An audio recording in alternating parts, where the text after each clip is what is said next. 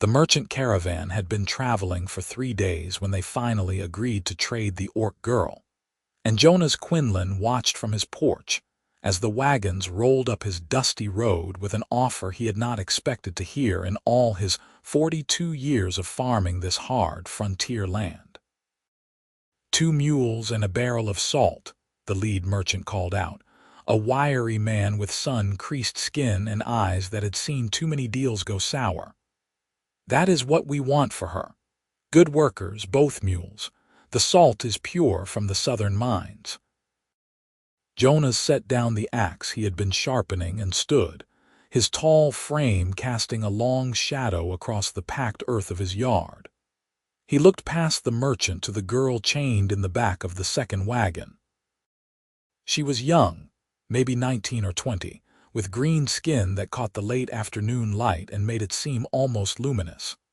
Her tusks were small, barely protruding past her lower lip, and her dark hair hung in a tangled mass around her shoulders.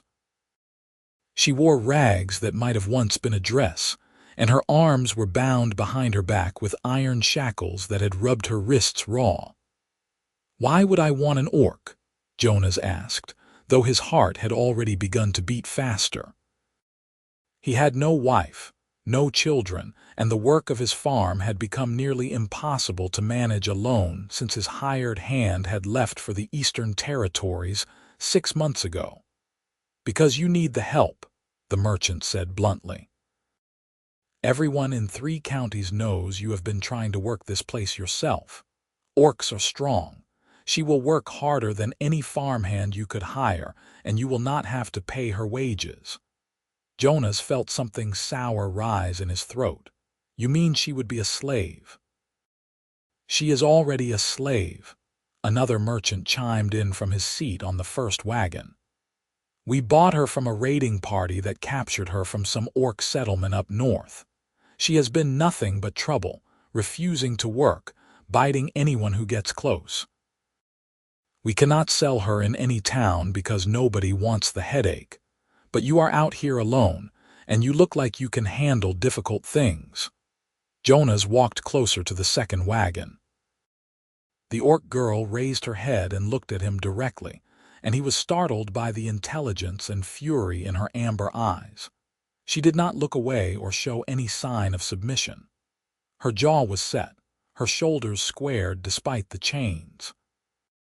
There were bruises on her arms and a cut above her eyebrow that had scabbed over badly. "How long have you had her?" Jonas asked. 3 weeks, the lead merchant said. "Like I said, nothing but trouble." Jonas studied the girl for a long moment. She stared back at him with an expression that was part defiance and part exhaustion, as though she had decided she would rather die than surrender, but was too tired to keep fighting. He thought of the fields that needed harvesting, the fence line that needed mending, the well that needed digging deeper before winter came. He thought of the long, silent evenings in his empty house, and the way the loneliness had begun to feel like a physical weight on his chest. "I will take her," he said quietly, "but I want the chains off." The merchants exchanged glances. "That is not wise," the lead merchant said. "She will run." "Then I will take that risk," Jonas replied. "I will not keep a person chained like an animal on my land." The negotiations took another 20 minutes, but eventually the deal was struck. The merchants handed over 2 sturdy mules and rolled a barrel of salt onto Jonas's porch, and in exchange they unlocked the shackles from the orc girl's wrists and ankles and left her standing in his yard. She rubbed her raw wrists and watched the wagons roll away with an expression Jonas could not quite read. When the dust had settled and they were alone, Jonas gestured toward his house. "Come inside," he said. She did not move. "I am not going to hurt you," Jonas said. "But you look like you have not eaten properly in weeks and those wounds need tending. Come inside." Still she stood frozen, her amber eyes locked on his face. Jonas sighed and tried a different approach. "My name is Jonas. This is my farm. I do not keep slaves and I do not believe in chains." You can work for me if you want, and I will feed you and give you a place to sleep. Or you can leave right now and I will not stop you. But if you are going to stay, then you need to sit and eat, because you look half-starved and I will not have that on my conscience." Something flickered in her expression, some small crack in the wall of defiance. She took one hesitant step forward, then another, and finally followed him up the porch steps and into the house. The interior was simple but clean, with a large fireplace, a wooden table, 2 chairs, and a shelf lined with jars of preserved vegetables and dried herbs. Jonas gestured to one of the chairs, and she sat slowly, as though expecting it to be a trick. He moved to the fireplace and began preparing a meal, slicing bread and cheese, pulling out a jar of stew he had made 2 days earlier, and setting it to warm over the fire. "What is your name?" he asked as he worked. She was silent for so long he thought she might not answer, but finally she spoke in a voice rough from disuse. "Kesh, Kesh," Jonas repeated, testing the sound of it. "That is a good name." He placed a plate in front of her with bread, cheese, and a generous portion of stew. She stared at it, as though she had never seen food before. And then she grabbed the bread with both hands and tore into it with a hunger that made Jonas's chest tighten.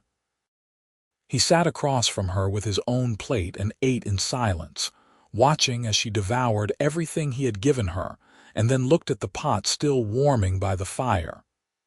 "You can have more," he said gently. She hesitated, then nodded, and he filled her plate again. This time she ate more slowly, as though her body was finally starting to believe that the food was real and would not be taken away. When she had finished, she sat back in the chair and looked at him with an expression that was still wary but less hostile. "Why did you buy me?" she asked. "I needed help with the farm," Jonas said honestly, "but I also could not stand to see you chained like that." "You are human," Kesh said, as though this explained everything. "Humans hate orcs." "Some do," Jonas agreed, "but I am not interested in hate. I have too much work to do." She studied him for a long moment, her amber eyes searching his face for signs of deception.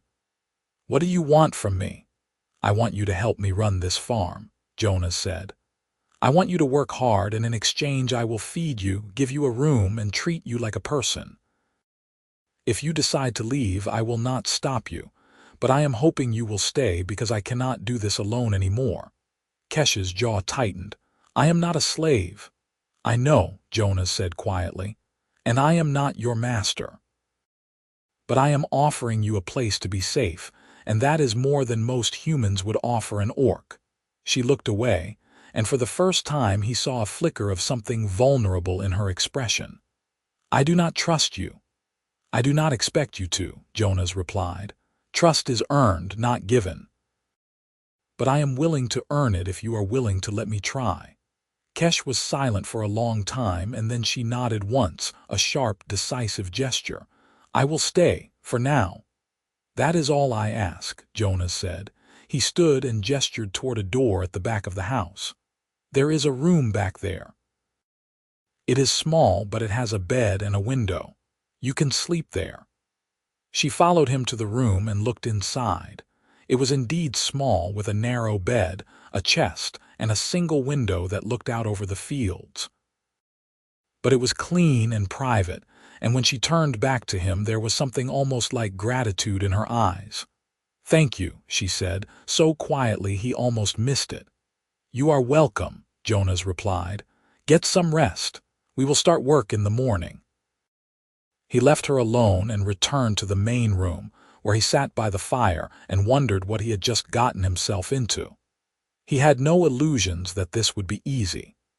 Kesh was angry and hurt and had every reason to hate humans, and he was just one man trying to survive on a harsh frontier. But something about her fierce, unbroken spirit had moved him, and he found himself hoping that he could give her a reason to trust again. The next morning, Jonas woke before dawn and prepared a simple breakfast of porridge and eggs. When Kesh emerged from her room, she looked slightly less ragged, though the bruises on her arms were still vivid and the cut above her eyebrow was red and inflamed. Jonas handed her a plate, and they ate in silence, and then he led her outside to show her the farm. The land stretched out in all directions, a patchwork of fields and pastures bordered by dark forest to the north and rolling hills to the south. The crops were a mix of wheat, corn, and vegetables, and there were chickens pecking in a coop near the barn and a pair of cows grazing in the pasture. It was beautiful in the early morning light, and Jonas felt a swell of pride as he looked out over the land he had worked for 20 years. "This is all yours?" Kesh asked. "It is," Jonas said.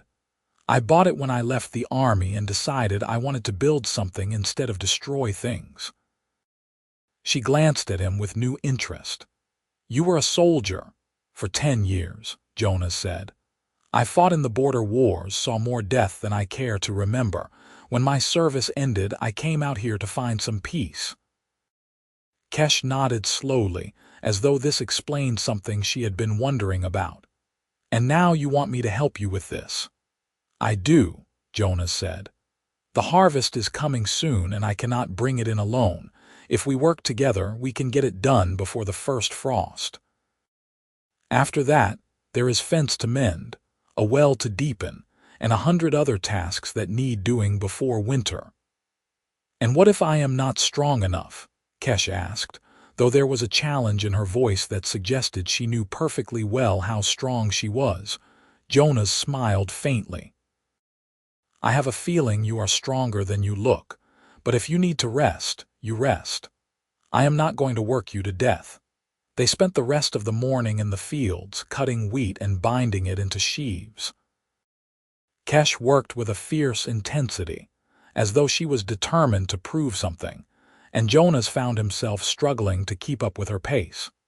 She was indeed strong, her muscles rippling beneath her green skin as she swung the scythe with practiced ease.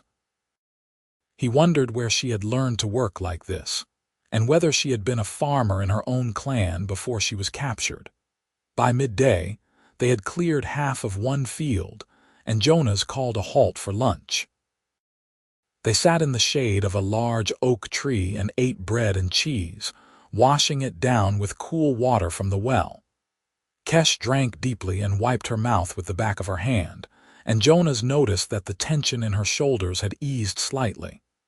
"You are a good worker," he said. "I am an orc," she replied, as though this explained everything.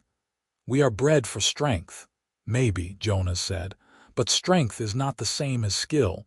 You know what you are doing out here." Kesh looked away, and for a moment he thought she would not answer.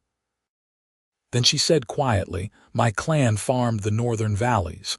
We grew grain and raised goats. I learned to work the land before I could walk." "What happened to your clan?" Jonas asked gently, her jaw tightened. "Humans happened. Your people came with swords and fire and drove us from our land. Some of us escaped into the mountains, but I was captured before I could reach them. The raiders sold me to those merchants, and the merchants sold me to you." Jonas felt a familiar ache in his chest, the same ache he had felt when he left the army and realized how much suffering he had been a part of. "I am sorry," he said, "for what my people did to yours." Kesh looked at him sharply, as though searching for signs of insincerity. "Why would you be sorry? You did not do it." "No," Jonas said. "But I wore the uniform, I fought in those wars. Maybe I did not burn your village, but I burned others. And I cannot change that, but I can at least say I am sorry." She stared at him for a long time, and then something in her expression softened. "You are strange for a human." "I will take that as a compliment," Jonas said with a faint smile. They returned to work, and the afternoon passed in a rhythm of cutting and binding and hauling the sheaves to the barn. By the time the sun began to set, they had cleared the entire field, and Jonas felt a deep satisfaction settle over him. It had been a long time since he had accomplished so much in a single day, and he realized how much he had missed having someone to share the work with. That evening, he prepared a more substantial meal: roasted chicken, potatoes, and greens from the garden. Kesh ate with the same hunger as before, but this time she also asked questions about the farm, about the animals and the crops and the land. Jonas answered as best he could, and found himself enjoying the conversation more than he had expected. She was sharp and curious, and her questions revealed a deep understanding of agriculture that matched his own. As the weeks passed, a routine began to form.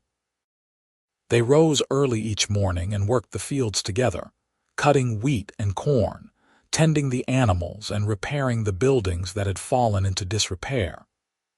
Kesh grew stronger and healthier with each passing day, the bruises fading from her skin and the hollows in her cheeks filling out.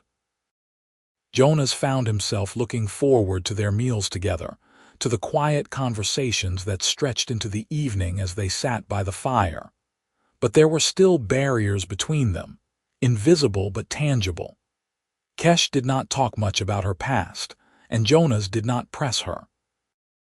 He could see the pain in her eyes when she thought he was not looking, the way her hands sometimes trembled when she was alone. She was healing, but it was a slow process, and he knew better than to rush it. One evening, nearly a month after she had arrived, Jonas found her standing outside after dinner, staring up at the stars. He joined her quietly, and they stood in silence for a while before she spoke. "You ever regret it?" she asked. "Regret what? Buying me, taking me in?" "I know I have not been easy to live with." Jonas turned to look at her, surprised. "You have been fine, Kesh, more than fine. You work harder than anyone I have ever known, and you have never once complained." "But I am an orc," she said, her voice tight. "Your neighbors must talk. They must think you are mad for keeping me here." "I do not have neighbors close enough to care," Jonas said. "And even if I did, it would not matter. You belong here now if you want to." She looked at him with an expression he could not quite read, something between hope and fear. "Why are you so kind to me?" Jonas thought about this for a long moment before answering. "Because everyone deserves kindness, Kesh, and because I see you. Not an orc, not a slave, not a monster, just a person who has been hurt and is trying to survive, and I know what that feels like." She turned away, but not before he saw the shine of tears in her eyes. "I have not cried since they captured me," she said quietly. "I told myself I would not give them the satisfaction." "You do not have to be strong all the time," Jonas said gently. "Not here." She shook her head, wiping at her eyes with the back of her hand. "If I start crying, I do not know if I will be able to stop." "Then cry," Jonas said. "I will still be here when you are done." Kesh let out a shuddering breath, and then the tears came, silent and wrenching. Jonas stood beside her, not touching, just present, and waited until the storm had passed. When she finally looked up, her eyes were red but clear, and there was something different in her expression, something open and raw. "Thank you," she said. "Always," Jonas replied. The next day, Kesh seemed lighter somehow, as though some burden had been lifted from her shoulders. She smiled more easily, laughed at a joke Jonas made about the stubborn cow, and even sang a little as they worked in the fields. It was a low, haunting melody in a language Jonas did not understand, but it made the work feel less like labor and more like something almost joyful. That evening, as they sat by the fire, Kesh told him about her clan for the first time. She spoke of her mother, who had been a healer and knew the names of every plant that grew in the northern valleys. She spoke of her father, who had been a farmer and a storyteller, and who could make even the hardest work feel like an adventure. She spoke of her younger brother, who had been only 12 when the humans came, and who she hoped had escaped to the mountains with the others. Jonas listened without interrupting, and when she finished, he told her about his own family. His parents had died when he was young, and he had been raised by an uncle who had been a soldier. He had followed in his uncle's footsteps and joined the army, but he had never felt like he belonged there. When his service ended, he had used his savings to buy this land, and he had been alone here ever since. "You must get lonely," Kesh said. "I did," Jonas admitted, "but not anymore." She met his eyes, and for a moment the air between them seemed to thrum with something unspoken. Then she looked away, and the moment passed, but Jonas felt it settle in his chest like a warm coal. The harvest came in strong that year, the best Jonas had seen in a decade. The fields yielded more wheat and corn than he had expected, and the vegetables from the garden were plentiful and healthy. He and Kesh worked from dawn until dusk, bringing in the crops and storing them in the barn and root cellar. It was exhausting work, but it was also deeply satisfying, and Jonas felt a sense of accomplishment he had not felt in years. One afternoon, as they were hauling the last of the corn to the barn, a rider appeared on the road. Jonas recognized him immediately. Thomas Quad, a farmer from the nearest settlement, about 10 miles to the east. Thomas was a hard man with a suspicious nature, and Jonas had always kept his distance from him. Thomas reined in his horse at the edge of Jonas's property and looked at Kesh with undisguised hostility. "I heard you had taken in an orc," he said to Jonas. "I did not believe it until now." "Her name is Kesh," Jonas said evenly, "and she is helping me with the farm." "She is a danger," Thomas said. "Orcs are savages. They cannot be trusted." "Kesh has been nothing but trustworthy," Jonas replied, his voice hardening. "And she has done more work in 2 months than most men could do in 6. Thomas's eyes narrowed. "You are making a mistake, Quinlan. Orcs are not like us. They are animals, and they should be treated as such." Kesh's hands tightened on the bundle of corn she was carrying, and Jonas saw the anger flash in her eyes. He stepped forward, putting himself between her and Thomas. "I think you should leave," Jonas said quietly. "I am just warning you," Thomas said. "When she turns on you, do not come crying to the rest of us for help." He spurred his horse and rode off, leaving a cloud of dust in his wake. Jonas turned to Kesh, who was standing rigid, her jaw clenched so tight he could see the muscles working beneath her skin. "Do not listen to him," Jonas said. "He is a fool." "He is not wrong," Kesh said bitterly. "That is how your people see mine, as animals. Not all of us," Jonas said firmly, "and not me." She looked at him, and he saw the pain in her eyes, the weight of a lifetime of hatred and prejudice. "How can you be so sure?" "Because I know you," Jonas said. "And I know that you are brave and strong and kind, and that you are worth 100 men like Thomas Quad." Kesh's eyes widened, and for a moment she seemed unable to speak. Then she turned away, her shoulders shaking, and Jonas realized she was crying again. He reached out and placed a hand gently on her shoulder, and after a moment she turned and leaned into him, her face pressed against his chest. He held her carefully as though she were something precious and fragile, and waited until her tears had subsided. "I am sorry," she said, pulling back and wiping at her eyes. "I am not usually this weak." "You are not weak," Jonas said. "You are human, or orc, or whatever word you want to use. You have feelings, and that is not weakness. That is strength." She looked up at him, and there was something in her expression that made his breath catch. For a moment he thought she might say something more, but instead she nodded and turned back to the work, and he let the moment pass. As the days grew shorter and the air turned colder, Jonas and Kesh began preparing for winter.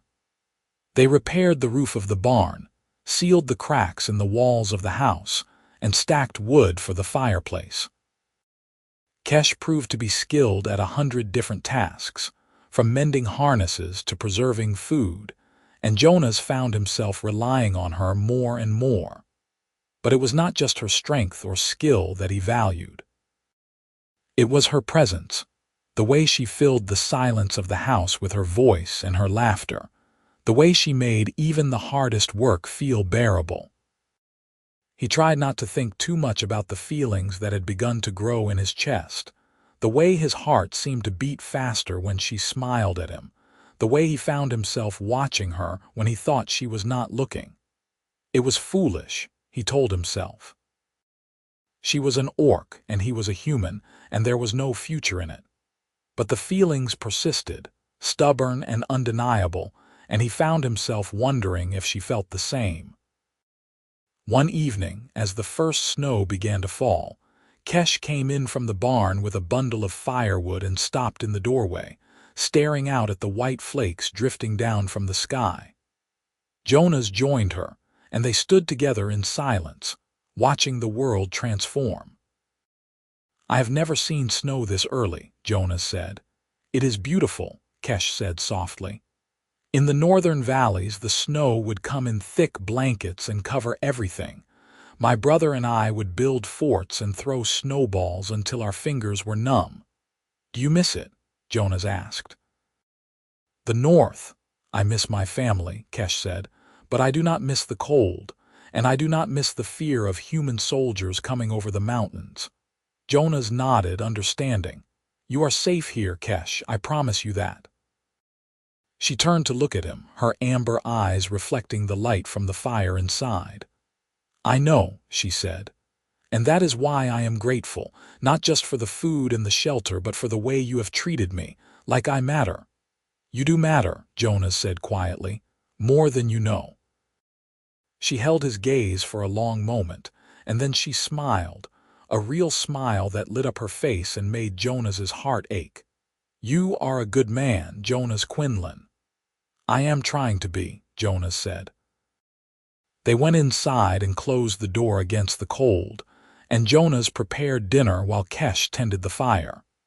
It was a cozy, domestic scene, and Jonas found himself wishing it could last forever. The winter was harsh that year, with deep snows and bitter cold that kept them inside for days at a time. But the house was warm and well-stocked, and Jonas and Kesh settled into a comfortable routine. They spent the long evenings by the fire, talking and playing simple games with carved wooden pieces Jonas had made years ago. Kesh taught him words in her language, and he taught her to read, tracing letters in the frost on the window and watching her face light up with understanding. It was during one of these evenings, as they sat close to the fire with a book open between them, that Jonas realized he had fallen in love with her. It was not a sudden revelation, but a slow, steady certainty that had been building for months. He loved the way she laughed, the way she frowned in concentration when she was learning something new, the way she sang to the animals when she thought no one was listening. He loved her strength and her vulnerability, her fierceness and her gentleness. He loved her fully and completely, and the knowledge of it filled him with equal parts joy and terror. He did not know if she felt the same, and he was afraid to ask. What if she said no? What if she was only here because she had nowhere else to go, and the idea of being with him had never crossed her mind? The thought of losing her, of making her uncomfortable and driving her away, was unbearable. But one night, as they sat by the fire, Kesh turned to him with a serious expression. "Jonas," she said, "can I ask you something?" "Of course," he said, though his heart was pounding. "You ever think about the future?" she asked. "About what happens when winter ends and the world opens up again?" "I think about it sometimes," Jonas admitted. "Why do you ask?" "Because I have been thinking about it too," Kesh said. "And I realize that I do not want to leave. I want to stay here with you if you will have me." Jonas felt his breath catch. "Kesh, I would be honored to have you stay, but I need you to know that it is not just about the farm. I care about you, more than I should, probably, and if that makes you uncomfortable, I am sorry, but I cannot keep pretending I do not feel this way." Kesh's eyes widened, and for a moment she said nothing. Then she reached out and took his hand, her fingers warm and strong against his. "You are not the only one who feels this way," she said softly. I have been trying to ignore it, telling myself it is foolish and dangerous and wrong, but I cannot stop thinking about you, Jonas. I cannot stop wanting to be near you. Jonas felt a surge of emotion so powerful it nearly overwhelmed him. Are you sure? He asked. Because I do not want you to feel like you owe me anything. You are free, Kesh. You can leave whenever you want. I do not want to leave, Kesh said firmly. I want to be here, with you. Jonas lifted her hand to his lips and kissed her knuckles gently, and she smiled. A slow, radiant smile that made him feel like the luckiest man alive. They sat there for a long time, hands clasped, the fire crackling softly beside them, and Jonas felt a peace settle over him that he had not known in years. The rest of the winter passed in a haze of quiet happiness. Jonas and Kesh grew closer with each passing day, learning the contours of each other's hearts with the same careful attention they had once given to the land. They kissed for the first time on a cold afternoon when the world outside was white and silent, and it was sweet and tentative and full of promise. They lay together by the fire, wrapped in blankets, and talked about their dreams for the future, about the life they could build together. But their happiness was not without its challenges. One day in the early spring, a group of riders appeared on the road. Jonas recognized them immediately, soldiers from the nearest garrison, their uniforms worn and their faces hard. His stomach tightened as they rode into his yard, and he stepped outside to meet them, motioning for Kesh to stay inside. Jonas Quinlan, the lead soldier asked. That is me, Jonas said. We have had reports of an orc living on your property, the soldier said. We are here to investigate. She is not a threat, Jonas said evenly. She is helping me run my farm. Orcs are enemies of the crown, the soldier said. By law, they are to be killed or enslaved. Harboring one is a crime. Jonas felt a cold fury rise in his chest. She is not an enemy. She is a person, and she has done nothing wrong. That is not for you to decide, the soldier said. We will need to see her. No, Jonas said flatly. The soldiers exchanged glances, and the leader's hand moved to the hilt of his sword. Do not make this difficult, Quinlan. We have orders. And I have rights, Jonas said. This is my land, and you have no authority here unless you have a warrant signed by a magistrate. The soldier hesitated, clearly not expecting resistance. We can come back with a warrant, then do that, Jonas said. But until then, you are trespassing. The soldiers muttered among themselves, and then the leader nodded curtly. We will be back, he said. And when we return, you had better cooperate. They rode off, and Jonas stood in the yard, his heart pounding. He turned to find Kesh standing in the doorway, her face pale. They are going to come back, she said quietly. And when they do, they will take me. Not if I can help it, Jonas said. Jonas, you cannot fight the law, Kesh said, and you cannot fight an entire garrison. Maybe not, Jonas said, but I can find another way. Over the next few days, Jonas worked tirelessly to find a solution. He rode to the nearest town and consulted with a lawyer, a sharp-eyed woman named Margaret who listened to his story with interest. There is a legal precedent, Margaret said. If you can prove that Kesh was illegally enslaved and that you purchased her in good faith with the intent to free her, you may be able to argue for her emancipation. But it will require documentation, witnesses, and a hearing before a magistrate. Can you help me? Jonas asked. I can try, Margaret said, but it will not be easy. The law is not on the side of orcs, and you will face opposition from the military and the local government. I do not care, Jonas said. I will do whatever it takes. Margaret nodded. Then we will start gathering evidence. I will need the names of the merchants who sold her to you, any documents related to the transaction, and testimony from anyone who can speak to her character.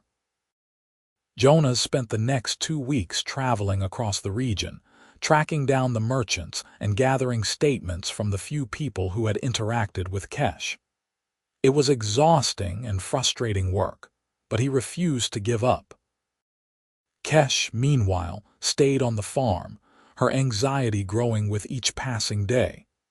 Jonas tried to reassure her, but he could see the fear in her eyes, the knowledge that her fate was hanging by a thread. Finally, the day of the hearing arrived. Jonas and Kesh rode to the town together, accompanied by Margaret.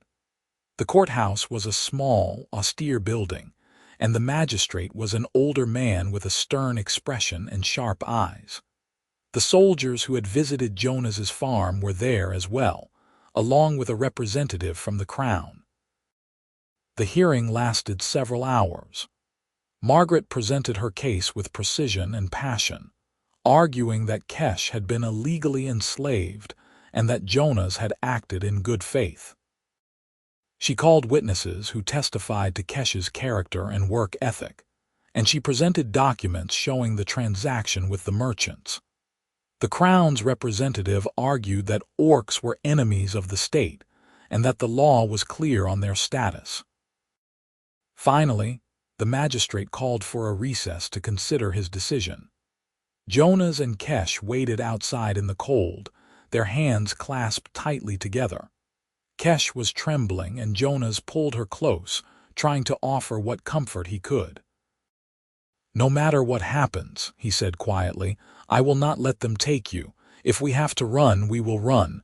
If we have to fight, we will fight." "I do not want you to risk everything for me," Kesh said. "You are everything," Jonas replied. "Do you understand that? I would give up the farm, the land, everything I have if it meant keeping you safe."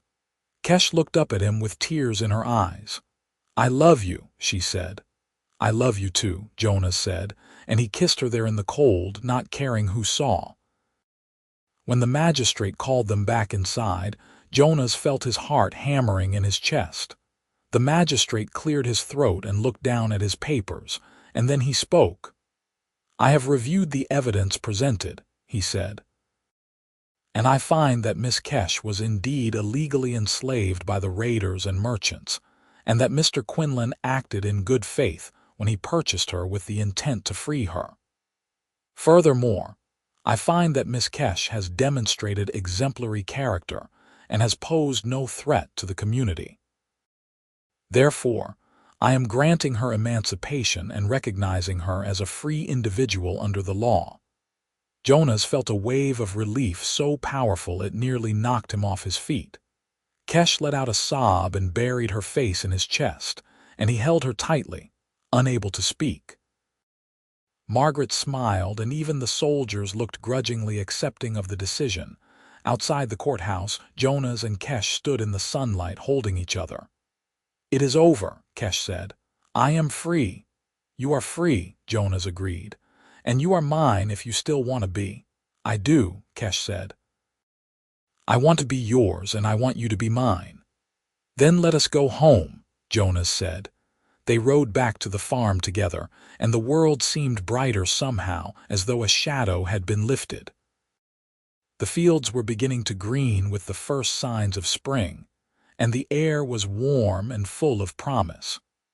When they arrived, Jonas lifted Kesh down from the horse and carried her over the threshold, and she laughed, the sound bright and joyful. That night, they sat by the fire and talked about their plans for the future. They would plant new crops, expand the farm, and build a life together. Kesh wanted to try her hand at raising goats, the way her family had in the northern valleys, and Jonas wanted to build her a workshop where she could craft things with her hands. They talked late into the night, their voices soft and full of hope, and when they finally went to bed, they did so together, wrapped in each other's arms. The months that followed were the happiest of Jonas's life. He and Kesh worked the land together, and the farm flourished under their care. The fields yielded abundant crops, the animals were healthy, and the house was filled with laughter and warmth. Kesh's goats arrived in the early summer, a small herd of sturdy, clever creatures that she doted on like children.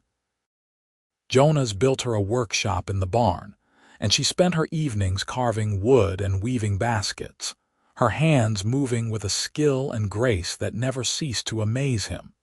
They faced challenges, of course. There were neighbors who disapproved of their relationship, who muttered about the impropriety of a human man and an orc woman living together. But Jonas had never cared much for the opinions of others, and Kesh had grown confident enough to ignore the stares and whispers. They had each other, and that was enough. One evening, as they sat on the porch watching the sun set, Jonas took Kesh's hand and looked at her seriously. "I have something I want to ask you," he said. "What is it?" Kesh asked, her amber eyes curious. "I want you to marry me," Jonas said. "I know it might be difficult, and I know there are people who will object, but I do not care about any of that. I love you, Kesh, and I want to spend the rest of my life with you. Will you marry me?" Kesh's eyes filled with tears, and she nodded, her voice thick with emotion. "Yes," she said. "Yes, I will marry you." Jonas pulled her into his arms and kissed her, and they held each other as the sun dipped below the horizon and the stars began to appear in the sky. They planned a simple ceremony, just the two of them and Margaret, who agreed to serve as a witness. They exchanged vows under the oak tree in Jonas's yard, promising to love and support each other for as long as they lived. Kesh wore a dress she had sewn herself, simple but beautiful, and Jonas wore his best shirt and trousers. When they kissed, it felt like the whole world had stopped to watch, and Jonas knew that he had found his home, not in the land or the house, but in her. The years passed, and Jonas and Kesh built a life that was richer and fuller than either of them had imagined. They had 3 children, 2 boys and a girl, each with a unique blend of their parents' features. The children had their mother's green skin and their father's dark hair, and they were strong and clever and kind. Jonas taught them to work the land, and Kesh taught them the stories and songs of her people. The farm continued to thrive, and Jonas and Kesh became known throughout the region as skilled farmers and good neighbors. There were still moments of prejudice and hardship, times when they had to fight for their right to be together and to raise their family in peace. But they faced these challenges together, and each time they emerged stronger and more united. Jonas never regretted the day he had bought Kesh from those merchants, the day he had told her to sit and eat. It had been the best decision of his life, the moment that had changed everything. One autumn evening, many years later, Jonas and Kesh sat on the porch of their home, watching their grandchildren play in the yard. Their children had grown and started families of their own, and the farm had become a gathering place for the extended family, a place of warmth and love. "Do you remember the day we met?" Kesh asked, her hand resting in his. "I remember," Jonas said. "You were so fierce and so scared, I did not know if you would stay or run." "I stayed because you gave me a reason to," Kesh said. "You showed me that not all humans are cruel. You showed me that love is stronger than hate." Jonas squeezed her hand. "And you showed me that life is worth living when you have someone to share it with." They sat in comfortable silence, watching the sun set over the fields they had worked together for so many years. The world had changed in ways they could not have imagined, but their love had remained constant, a steady flame that had warmed them through the coldest nights and the hardest times. As the stars began to appear in the sky, Kesh leaned her head on Jonas's shoulder. "I am glad you traded those mules and that barrel for me," she said with a soft laugh. "Best trade I ever made," Jonas said, kissing the top of her head. They stayed there on the porch until the night grew cold, and then they went inside together, closing the door on the world and retreating into the warmth of their home. And in that small, simple house on the edge of the frontier, they lived out the rest of their days in peace and happiness, their love a testament to the power of kindness, courage, and the belief that everyone deserves a chance at redemption. The legacy they built extended far beyond their own lives. Their children and grandchildren carried forward the lessons they had learned, treating all people with dignity regardless of their race or origin. The farm became a symbol of what was possible when humans and orcs worked together, a beacon of hope in a world that was still learning to let go of old hatreds. Jonas never forgot the look in Kesh's eyes on that first day, the fierce defiance that had masked her fear and pain. And Kesh never forgot the simple words that had changed her life. Sit and eat. Those words had been more than an invitation to a meal. They had been an invitation to trust, to hope, to believe in the possibility of a better future. In the quiet moments when the work was done and the house was full of family, Jonas and Kesh would sometimes look at each other and smile, knowing that they had found something precious and rare. They had found love in the most unexpected of circumstances, and they had built a life together that was rich with meaning and purpose. Their story became a legend in the region, passed down through generations as a reminder that kindness and compassion could overcome even the deepest divides. People spoke of the human farmer who had seen past the green skin and tusks to the person beneath, and of the orc woman who had dared to trust again. They spoke of the family that had been built on a foundation of love and mutual respect, and of the farm that had become a home to all who needed one. As Jonas grew older, his hair turning silver and his steps slowing, he often reflected on the journey that had brought him to this place. He had been a soldier once, a man who had fought in wars he did not fully understand. He had been alone on a struggling farm, wondering if he would ever find peace. And then Kesh had come into his life, and everything had changed. He realized that the greatest battles were not fought with swords and shields, but with open hearts and outstretched hands. He realized that true strength was not about dominating others, but about lifting them up and standing beside them. And he realized that love, in all its forms, was the most powerful force in the world. Kesh, too, reflected on her journey. She had been a captive, a slave, a person stripped of her dignity and her freedom. She had been hurt and betrayed and lost. But she had also been given a second chance, a new beginning in a place where she was valued and loved. She had learned that home was not a place but a feeling, and that family was not defined by blood but by the bonds of the heart. Together, Jonas and Kesh had created something beautiful and enduring. They had taken the broken pieces of their lives and woven them into a tapestry of hope and redemption.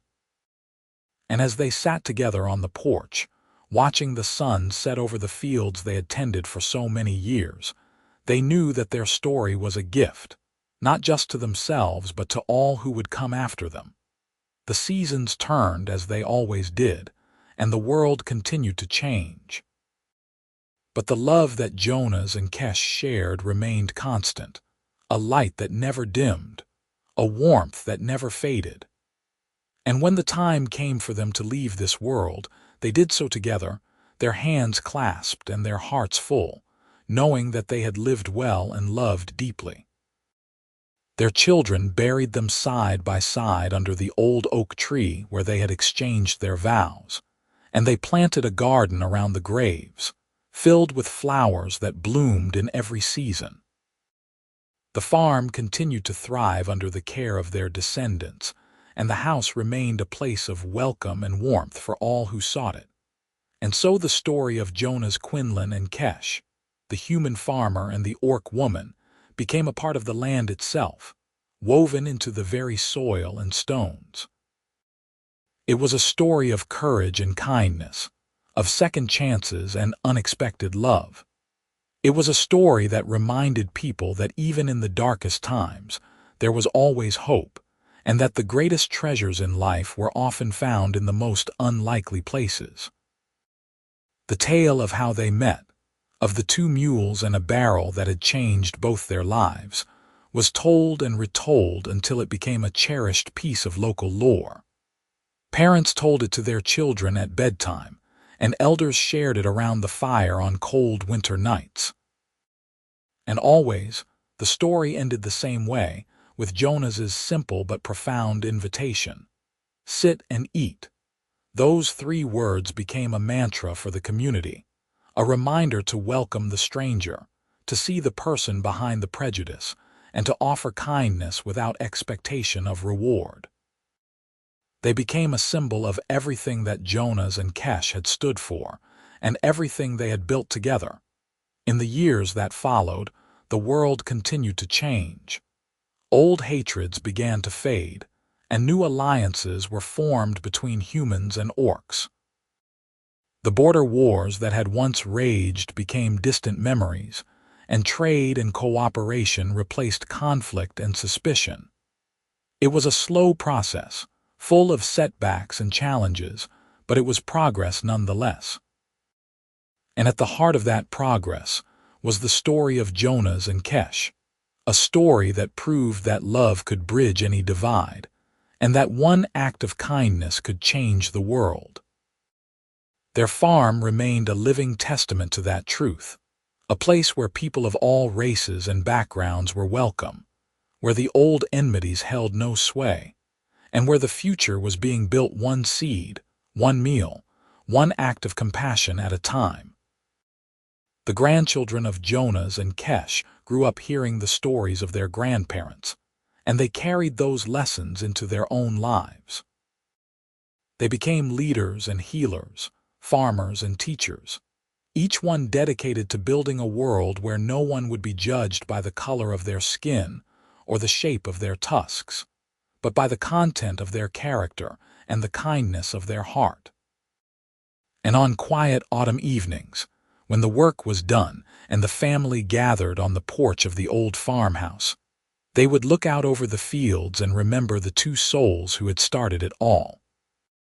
They would remember the human man who had seen past the surface to the person beneath, and the orc woman who had dared to hope again. They would remember the love that had overcome all obstacles, and the family that had grown from that love. And they would raise their glasses in a toast, their voices ringing out clear and strong. To Jonas and Kesh, who taught us that love is stronger than hate, and that every person deserves a chance to sit and eat at the table of life. The stars shone down on the farm, just as they had on that first night when Jonas and Kesh had stood together and looked up at the sky.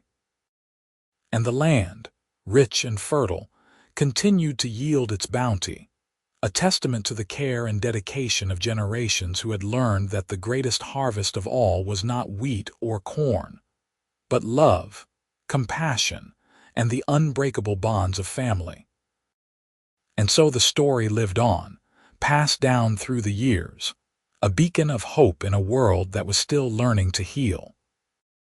It was a reminder that even the smallest act of kindness could have profound consequences, and that every person, no matter their origin or appearance, had the capacity for love and the right to be loved in return.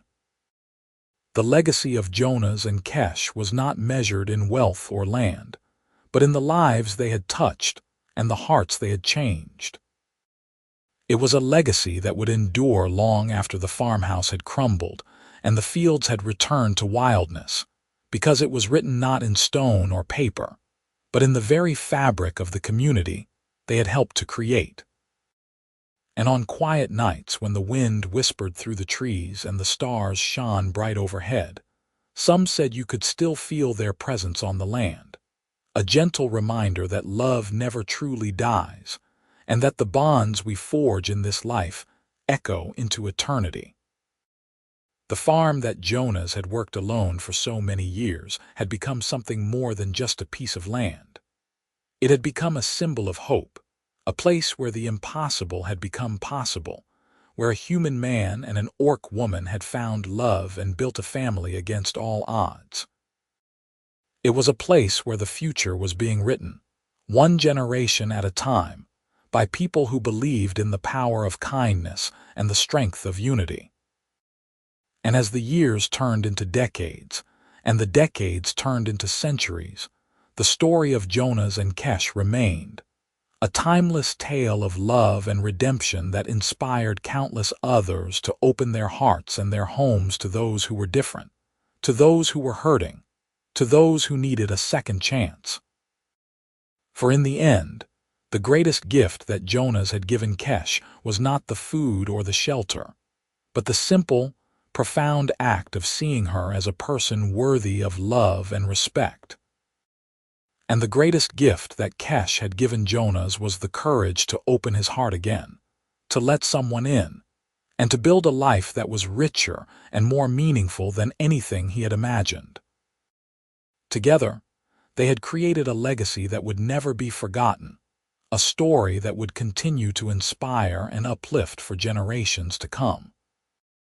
And though their bodies had long since returned to the earth, their spirits lived on in the land they had loved, in the family they had raised, and in the countless lives they had touched along the way.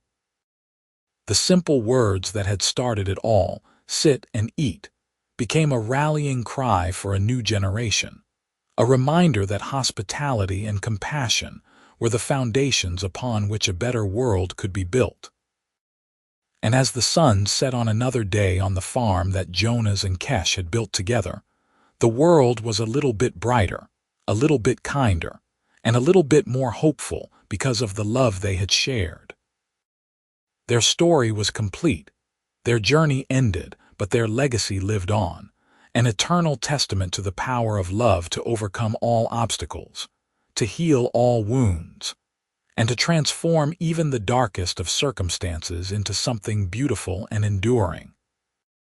And in the hearts of all who heard their tale, the memory of Jonas and Kesh remained, a constant reminder that every person deserves a chance at happiness, and that sometimes the greatest adventures begin with the simplest of invitations. Sit and eat.